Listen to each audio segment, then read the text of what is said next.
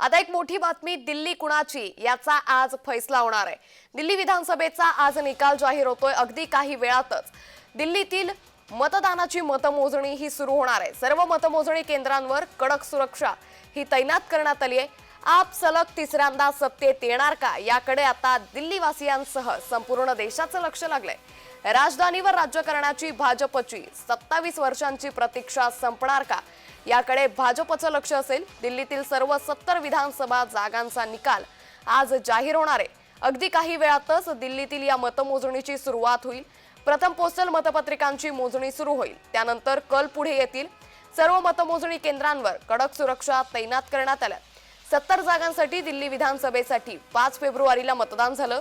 दिल्ली विधानसभा निवडणुकीचे निकाल आम आदमी पक्ष सलग तिसऱ्यांदा सत्तेत येणार की राष्ट्रीय राजधानीवर राज्य करण्यासाठी भाजपची 27 वर्षांची प्रतीक्षा संपणार हे अगदी थोड्याच वेळात स्पष्ट होईल। त्यामुळे एकंदरीतच दिल्लीच्या या निकालाकडे आता संपूर्ण देशवासियांचं लक्ष लागलंय।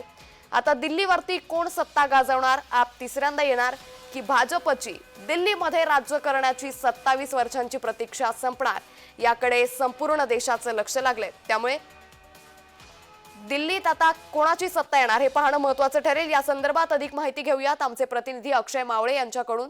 अक्षय, दिल्ली विधानसभेचा आज निकाल आहे, अगदी काही वेळातच मतमोजणीला सुरुवात होईल, काय अधिक अपडेट? अंकिता, 8 वाजता जे आहे दिल्ली विधानसभेची जी मतमोजणी ती सुरू होणार आहे आणि पहिला कल जो आहे तो हाती येणार आहे। आपण जर बघितलं तर काँग्रेस असेल, आप असेल किंवा भाजप असेल या तीनही पक्षांकडून दिल्ली विधानसभेची जी निवडणूक होती याच्यासाठी मोठ्या प्रमाणात प्रयत्न करण्यात आले होते।